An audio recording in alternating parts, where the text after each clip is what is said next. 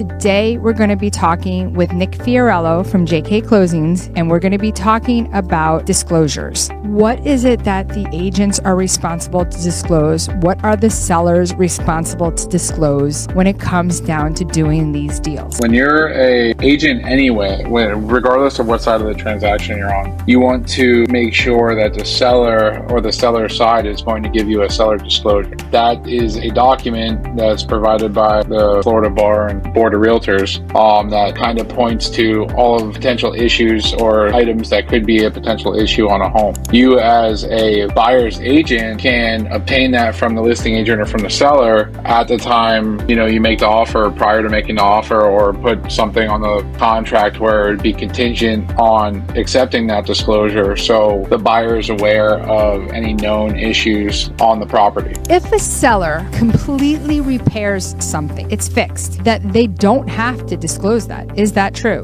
When an agent has a buyer, do you suggest that they have some kind of a form that he signs that says that these were the inspectors that were recommended? Or, it's just kind of crazy, how you protect yourself. Hi, welcome to Making Money with Laura Sanders, and I am your host, Laura Sanders. Every week, we talk about something that will help you make a little money, maybe even save a little money, or just help you navigate this crazy world that we live in, which has been pretty crazy, I have to say. Real estate market is changing every day. Interest rates are over 7%, and we're just trying to figure out how do we get to the next deal. Today, we're going to be talking with Nick Fiorello from JK Closings, and we're going to be talking about disclosures. What is it that the agents are responsible to disclose? What are the sellers responsible to disclose when it comes down to doing these deals? Welcome, Nick. Hi, thank you so much for having me. Thank you for being here.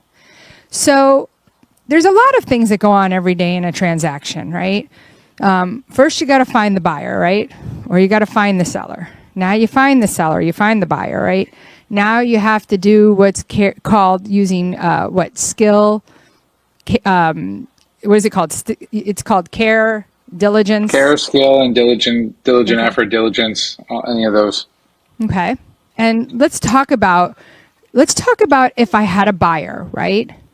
And what that means when disclosing about anything about a property. If you have a buyer and you're selling a buyer a home, what is the real estate agent's responsibility? So you're saying if you are the buyer's agent, the selling agent? Correct. All right. When you're a agent anyway, regardless of what side of the transaction you're on, you want to make sure that the seller or the seller side is going to give you a seller disclosure. That is a document that's provided by the Florida Bar and Board of Realtors that kind of points to all of potential issues or items that could be a potential issue on a home. You as a buyer's agent can obtain that from the listing agent or from the seller at the time you make the offer, prior to making the offer, or put something on the contract where it'd be contingent on accepting that disclosure so the buyer is aware of any known issues on the property. Okay. So are we required by Florida state law to provide a seller's disclosure? No. The only thing that is required under Florida law is a seller must disclose any known issues that materially affect the value of a home or the property. So any issue that would reduce the value of the home or make a property less desirable, those that are known would need to be disclosed by a seller. So I was reading that if a seller completely repairs something, right, it's fixed, that they don't have to disclose that. Is that true? If something is not an issue anymore, then not necessarily. I'm under the belief that everything such as something like that you're being said should be disclosed, just because the more disclosure, the more CYA there is for everyone involved in the transaction, because then nobody can say that there was anything hidden at that point. Everything was disclosed. So if something is fixed, then it's not a issue that materially affects the value of the property, because that issue that was an issue was repaired or fixed. So at that point, it's not necessarily needing to be disclosed. But to be 100% transparent and to CYA, just in case that wasn't fixed properly, then that might be an issue that affects the value of the property. Let's say that there was some plumbing that was fixed that wasn't done correctly, and maybe it is leaking and you know about it as a seller, that it might not be 100% working to function. It is something that can materially affect the value of the property, and it should be, even though it was fixed, it might not have been fixed 100%, should be disclosed. Okay. So I guess, what if somebody's selling a property that is on a canal, right? It's a waterfront property, so now it's got a seawall. Is it the buyer's agent's responsibility to tell the buyer to inspect the seawall? Well, the contract kind of provides a couple of different disclosures already on behalf of a seller, and it also puts the responsibility on a buyer to do certain things. As a buyer's agent, how are you supposed to know the condition of the seawall, or how are you supposed to know to tell them to, review or inspect the seawall? Yes, they probably should, and yes, you probably should tell them to. It's their decision at the end of the day to do their inspections. That's why they have an inspection period allotted to them in the contract. But the contract also provides a disclosure for, this isn't necessarily to do with a seawall, it has to do with flood zone and elevation certificates and stuff like that. But if they're on a canal, they might be in a flood zone. And if they're in a flood zone, that might make them think to inspect that seawall. If that is not structurally sound, what impact will that have with the property? When a buyer's doing an inspection, it's best to inspect everything to do with that property and the structure, the soundness, everything, and that includes like the boundary lines as well.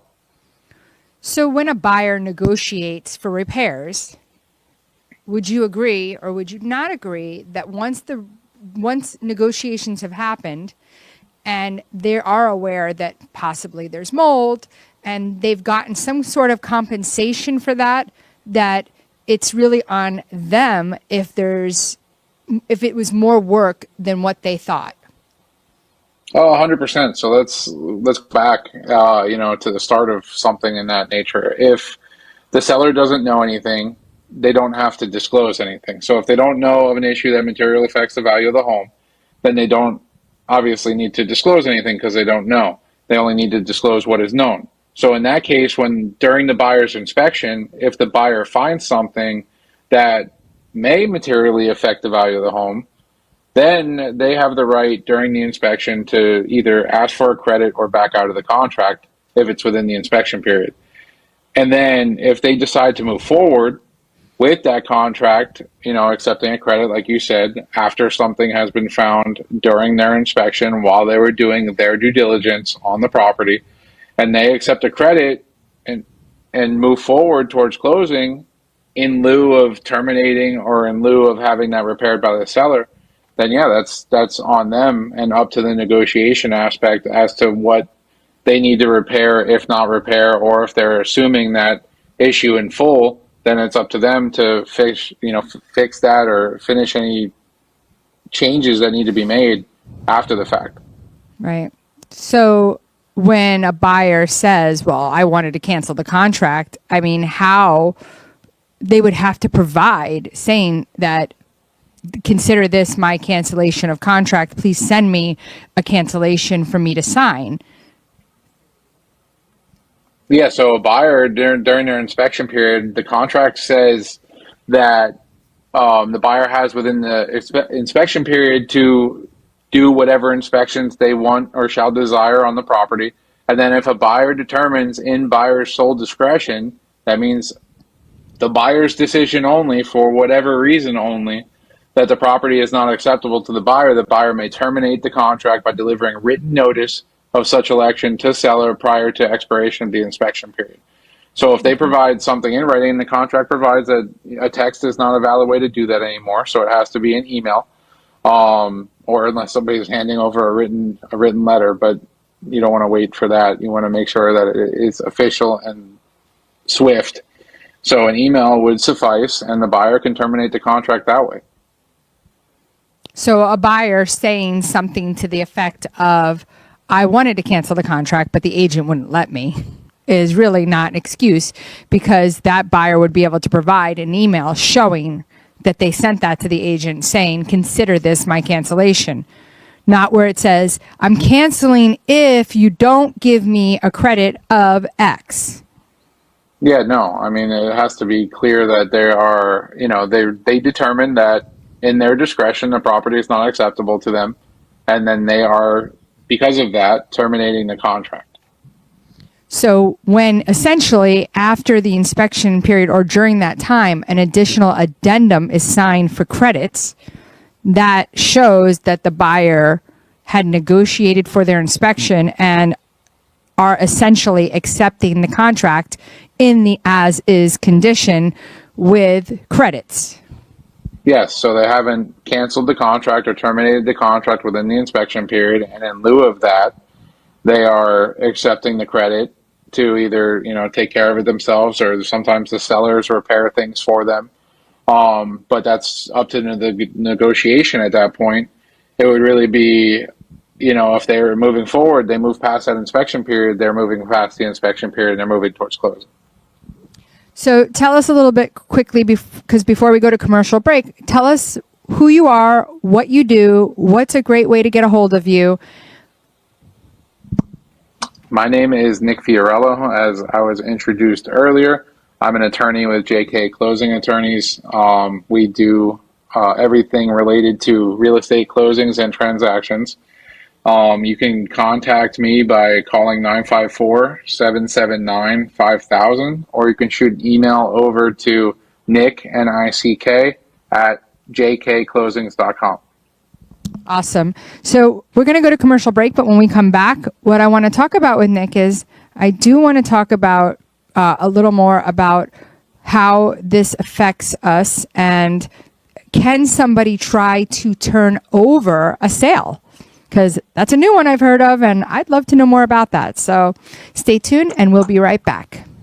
At JK Closing Attorneys, we do all of the same things that a title company does, but with the benefits of being a law office. We can help with residential real estate, short sales, commercial real estate, refinances, 1031 exchanges, and FRIPTA withholding. Contact JK Closing Attorneys today at 954-332-3111. Again, that is 954-332-3111. Whether you're buying, selling, refinancing, or building your dream home, you have a lot riding on your loan specialist. Max Fish, a top 1% mortgage loan officer in the nation, will give you a same-day qualifying quote. Max Fish is committed to providing his customers with mortgage services that exceed their expectations. Ensuring that you make the right choice for you and your family is his ultimate goal. Contact Max Fish today at 954-729-6933 or max.fisch@nwmcorp.net. Hi, everyone. Welcome back to Making Money with Laura Sanders, and I am your host, Laura Sanders. So today we're talking about disclosures. What do we need to disclose when buying a home? Does the listing agent need to do disclosures? Does the buyer's agent need to do disclosures? That's what we're talking about here today. We're also talking about, can a sale be overturned once it's like kind of like a rescission period? Can that happen? And what is the likelihood that that would happen? So what we're going to do is see what Nick has to say about that, but at the same time realize that what is our liability? So have you heard of this ever, Nick, where somebody's trying to turn over a sale? Just recently I did. I don't know how it would play out in court. I'm not sure about all of the, certain facts behind that and what a court would say with a lawsuit for reversal of a sale.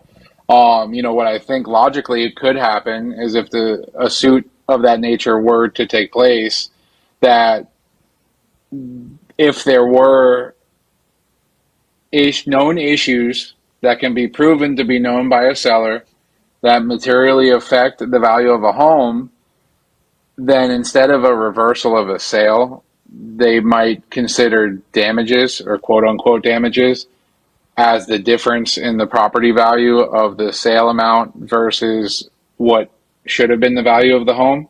But what if you had an appraisal, right? Let's just say the buyer had an appraisal and the appraisal comes in $200,000 over the sales price. Yeah, I mean, the appraisal is, the value of the home pursuant to that, appraiser doing the appraisal at that time.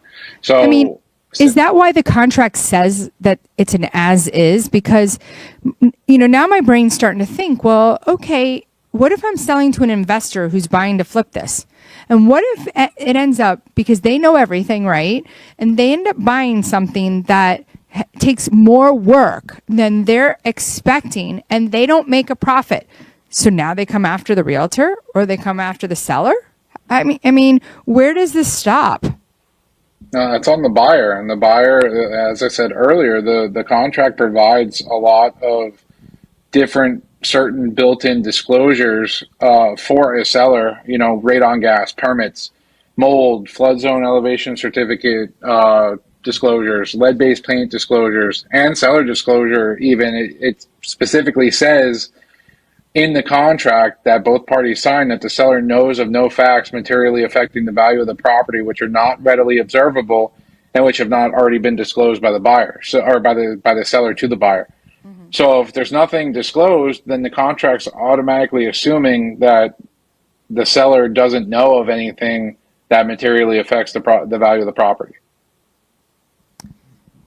So if a buyer's getting a mortgage, right? Let's just look at this for a second.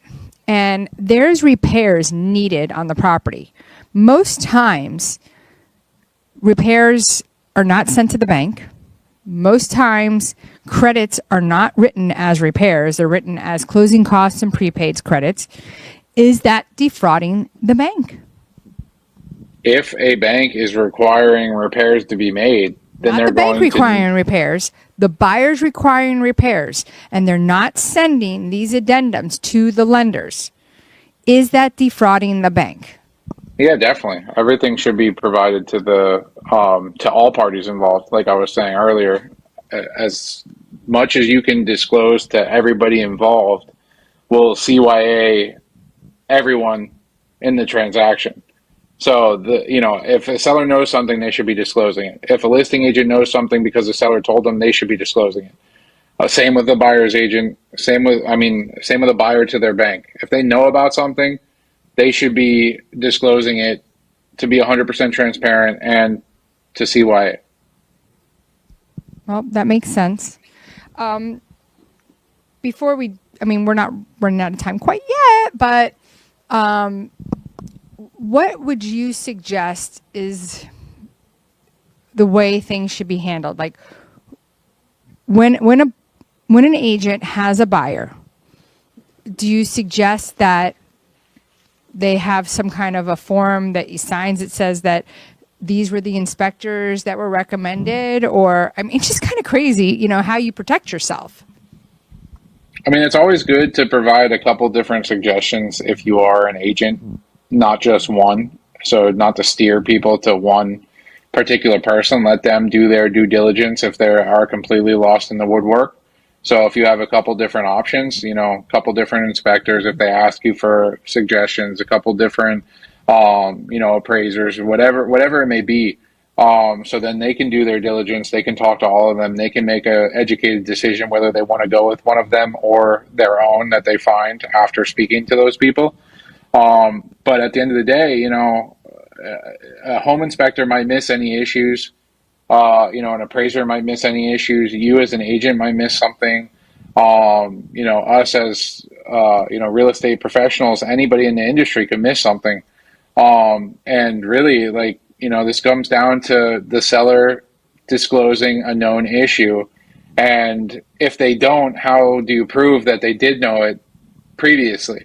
A seller is not obligated to disclose any defects that are open and obvious, like a hole in the wall or a cracked window or something like that, because that's readily observable. The buyer in their inspection should be able to find that. Something that needs to be disclosed is a latent issue that materially affects the value of the property. And latent means something that cannot readily be seen during a normal inspection. And that normal inspection is something that a buyer should be doing when they purchase a property. But do you think that a seller would actually give a worker that's worked on their house that would then later say, oh, they knew that there was something wrong? I mean, that just doesn't make sense to me. Does it make sense to you? I mean, this is something that's extremely hard to prove and to find out. Like, how are you going to know that somebody knew something unless there's something that is in writing shows that they knew that? But, a seller might unintentionally not disclose something, might forget something. But at that point, it's like, okay, was it known? Or how do you decide what's known? How do you even know what materially affects the value of the property? Because if you have a several $100,000 house or a multi-million-dollar house, and there's something that is a $3,000 repair, does that necessarily materially affect the value of the property? It's a little subjective when you're thinking about it that way. So what exactly is something that materially affects the value of the property? Obviously, if the house is riddled in mold and riddled in termites, then that's different. But if it's something that is, a minor electrical thing that can be fixed for $2,000 and you have a $2 million house, is that something that materially affects the value of the property or not? That's a great question, Nick. Well, it's like I said, now it's time to analyze that, and that's a subjective thought. To me, something that's $2,000 worth of repairs isn't necessarily something that materially affects the value of a $1 million house. A $1 million home versus a $999,000, going all the way there. What's the difference in that $2,000 at that point? Do you feel the home inspector, when a buyer hires a home inspector, that they should be somewhat responsible to tell them, hey, you're on septic, you should go ahead and that's another thing. I mean, in order to inspect septic, you actually have to empty the septic tank. Yeah, I mean, I know a lot of home inspection companies or home inspectors that don't necessarily do certain things that other people do. I know of, some home inspection companies that bring in a plumber and they send a camera down all the pipes to make sure that they're all clear. Not every inspector does that. And there's a certain standard of care that an inspector must have when they inspect a property, but there's not, certain definites that are done every time. You kind of pay for what you get. Right. So I know that one of the home inspectors that I use very often, he looks up and sees it's on septic and says, you're on a septic. Do you want that inspected? Hey, this house was built in 1968. Would you like us to scope the lines? Hey, would you like a mold test, right? Would you also like us to go and check for termites? So they give you a list of it. So to me, it's like if you're a buyer and you choose your own home inspector, right? You don't use any of the recommendations that we've made. To me, I would assume that they're making these recommendations just like my guy does. Yeah, you would assume so. And especially with the mold. I mean, the contract it's almost kind of, it's funny a little bit because it says specifically in there, the buyer has the responsibility to contact an quote unquote appropriate professional to search for mold. So it's putting the complete onus on a buyer to hire the correct person or to retain the services of a company that will do that, quote unquote, that appropriate professional. Right. Well, we always have to remember the whole reason why we're here is, number one, I want to get out the word that I am one of the best realtors out there, in my opinion. And I'm always looking for new sellers, new buyers, anybody that's looking for some help in this industry. So also looking for agents to come join our team. Looking for assistance as well. So anybody knows that anybody's looking, definitely give me a call. Laura Sanders, Remax Direct, 954-650-0827. Again, Laura Sanders, Remax Direct, 954-650-0827. And I guess until next week, we've got Nick. He'll give you one more time how to get a hold of him. Yeah, again, it's phone number is 954-779-5000, and the email is Nick, N-I-C-K, at jkclosings.com. And like always, thank you so much for listening and streaming with us at Making Money with Laura Sanders. And until next week, see you then.